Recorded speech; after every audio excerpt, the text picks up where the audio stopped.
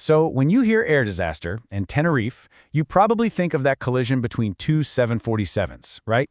The deadliest crash in aviation history. But just 3 years later, on April 25, 1980, the very same airport was the scene of another major disaster. And this one, well, this is the story of Dan Air Flight 1008, a catastrophe that felt like it was just waiting to happen. So, let's get into it. Yeah, see, this wasn't just some freak accident, some bolt from the blue. It was more like a problem that had been festering for years, just waiting for the right moment. And on this particular day, a whole bunch of small, tiny things, stuff you wouldn't even think twice about, they all lined up in the worst possible way, creating this perfect storm that would end up costing every single person on that plane their life. And if you want to know how crazy this story gets, it all boils down to something almost unbelievable. The fate of 146 people was sealed, in part, by a simple communication breakdown because of one single missing letter. How does that even happen? All right, so let's set the scene. It's the morning of April 25th, 1980. Dan Air Flight 1008 is taking off from Manchester. You know the drill. It's a charter flight packed with people heading for the sunny Canary Islands, probably thrilled to be escaping a dreary English spring. Totally routine stuff. So you've got this Boeing 727 with 146 souls on board. 138 of them are passengers. You can just imagine, right? British families all excited for a holiday. And up front in the cockpit, you have a 3-person crew, all seasoned pros, just expecting another completely normal day on the job. And when I say experienced, I mean really experienced. The captain, Arthur Whelan, had more than 15,000 flight hours under his belt. Think about that. And here's the kicker. He had flown this exact route to Tenerife 58 times. 58! So this was absolutely not a case of some rookies getting lost. Or at least that's what everyone thought. For the first few hours, everything was smooth sailing, just another flight. But then, as they started their descent into Tenerife, these little, unexpected things started to happen. One after another, they just began to stack up, kicking off this chain reaction that nobody saw coming. And here's the first curveball. The wind was coming from an unusual direction, which meant they had to land on runway 12. Now, remember how Captain Whelan had been to this airport 58 times? Well, in all those trips, he had never landed on runway 12. Not once. So just like that, a place he knew like the back of his hand suddenly became unfamiliar territory. And this one little change, man, it set the whole thing in motion. Okay, so the problems just keep piling on. First, there's a much slower plane in front of them, and their big, fast 727 is catching up way too quickly. But here's the really big one, the critical piece of the puzzle. The airport's air traffic control had no radar. None.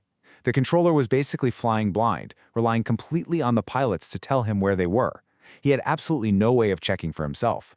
So the controller has a problem. He's got this fast jet breathing down the neck of a slow one, and he needs to create some space. He needs to buy some time. His solution? Well, it's what leads directly to that fatal confusion in the cockpit, and it all comes back to that one single missing letter.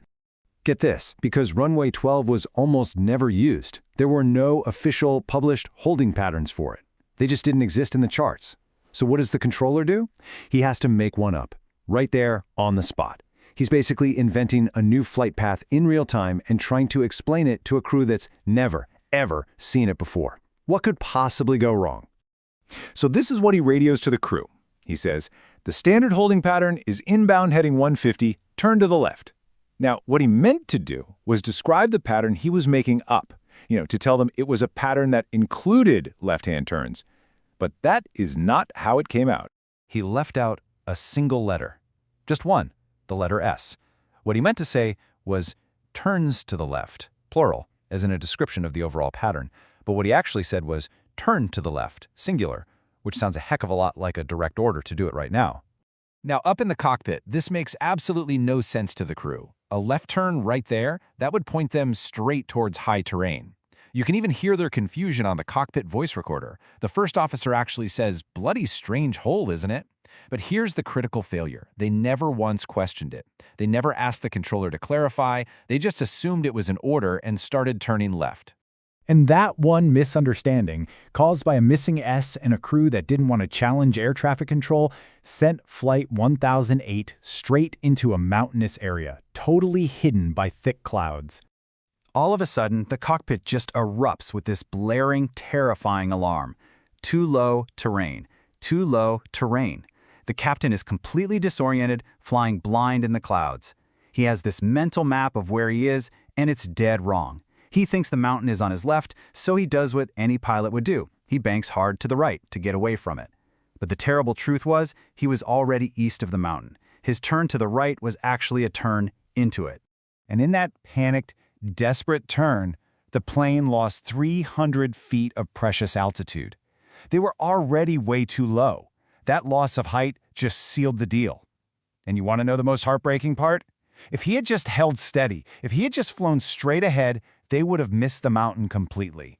So at 2:21 p.m., Flight 1008 crashed nose first into the side of Esperanza Mountain.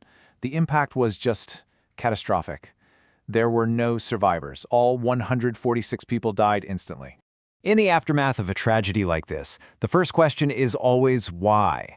Investigators from Spain and Britain started the horrible job of sifting through the wreckage to find answers. And, as is often the case, the first instinct was to find someone to blame. Predictably, it turned into a bit of a blame game.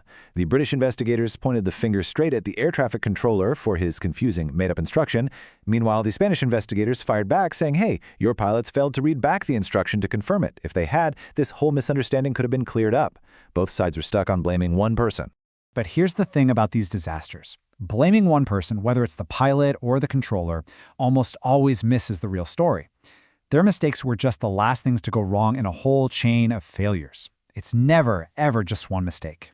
Okay, so yeah, the pilot's turn was the final fatal action. But that only happened because the crew misunderstood the instruction. And that misunderstanding only happened because the controller's command was ambiguous and improvised. But the real reason, the root cause that let all these other dominoes fall, it was a massive systemic failure. It was running a major airport with no radar and having poorly designed procedures for one of its runways. The system had absolutely zero room for human error, and that day, it found some. But out of this horrible tragedy, some real, lasting good did emerge. The crash of Dan Air 1008 was a massive wake-up call.